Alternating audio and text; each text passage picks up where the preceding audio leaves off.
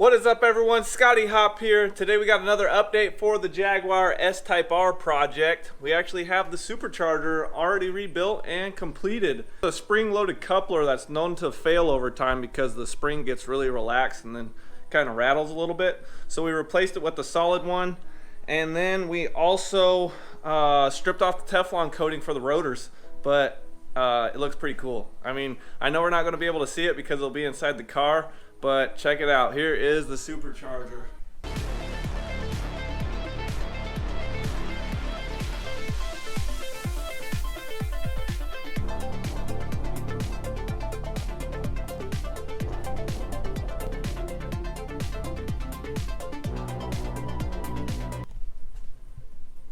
It is painted Wrinkle black. They say in theory that the Wrinkle black increases like the surface area of like the well, obviously the surface area, so it increases cooling.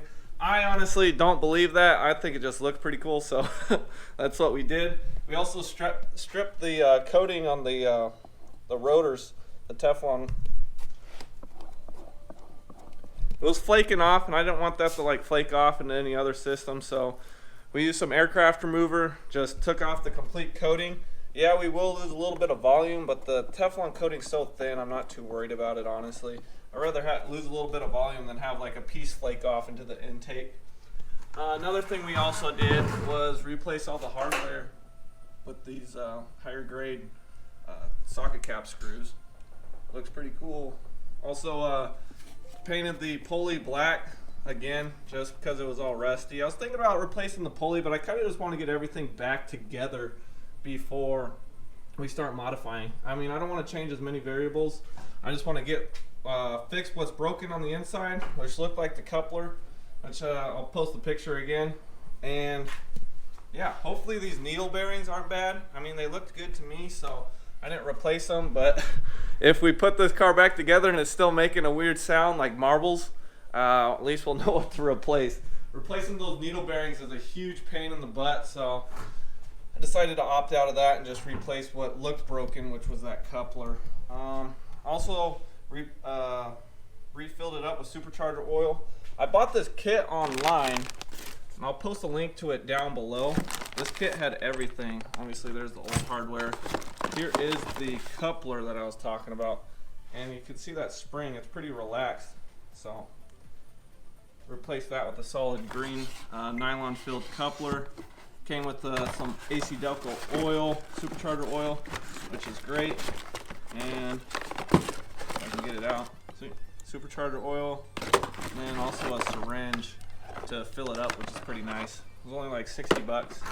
So just a supercharger service. I was thinking about modifying the crap out of this thing, like plugging up these silencer holes, placing the pulley, but like I said, I just want to get this car back together so we can actually drive it. If you saw the last video, we found the faulty fuel injector, so that's coming in. I also ordered a new fuel injector harness, which unfortunately will be here in about 2 weeks. I had to order it from the dealership, and they had to order that from the UK, so I guess it's coming from Queen Elizabeth herself, but we got to wait a little bit on that. So in the meantime, I'm just going to make everything look pretty. I mean, and what I mean by that is refinishing up a lot of these old parts. Ordered all the new gaskets and everything so we won't have any leaks. And yeah, we ordered a whole bunch of parts for it. Basically everything that this car, I think that it needs mechanically, or ordered a new fuel injector harness for both sides just to be safe. I mean, I don't have any codes for this bank, but decided to just play it safe. And then paint and everything to make everything look good. Also ordered a new thermostat housing, not a new one, but a used one, because this one had a stripped bolt in there, and I didn't really feel like dealing with it. Figured it'd just be easier just to buy a new one because it was only like 40 bucks. Another huge maintenance piece we're doing is the valley hose. On the S Type Rs, they have this hose underneath, which goes underneath the supercharger and above the block, and it collects a lot of heat. And you can see mine is a little bit swollen, just a little bit. I mean, it still works, but I want to do a huge service on this thing, so for 30 bucks I just bought the new hose, so we'll be doing the valley hose. Last thing I want is that to be like rupture and we have to take out the whole system again. But other than that, I'm just going to be cleaning everything, make it look somewhat brand new in here again instead of like coming out of a junkyard, because it is pretty nasty in there. And what else did we do? Oh yeah, so we also notched this hole for the supercharger. Just use the cutter.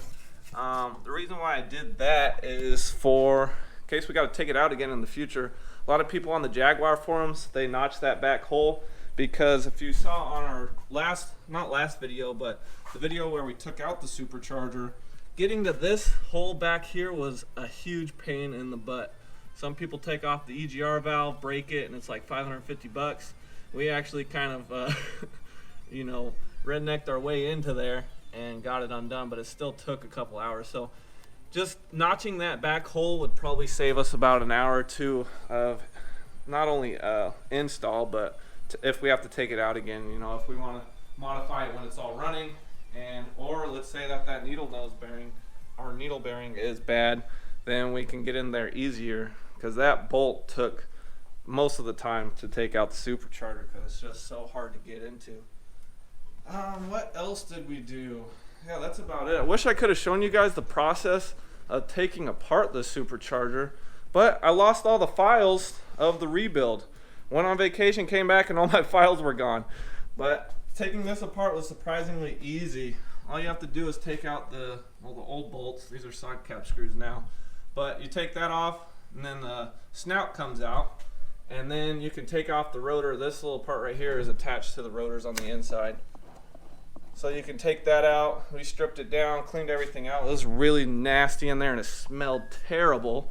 But it's honestly pretty simple. I mean, they got other videos on YouTube on how to take these apart, and it's hard to make a whole video on it because it's pretty simple. I mean, just a couple bolts. But other than that, that is the supercharger.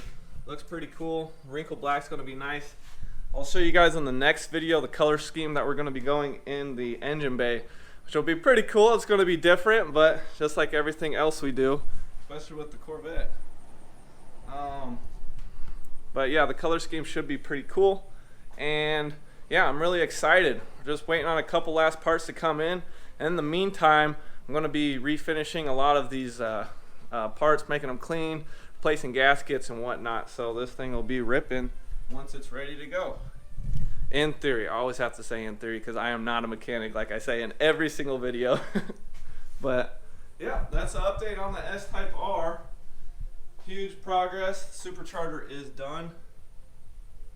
Look at that. But if you like this video, be sure to like, comment, subscribe. Can't wait to show you guys the next one, because that's when the fun stuff will actually begin. So like, comment, subscribe, and I'll catch you guys on the next video. Peace.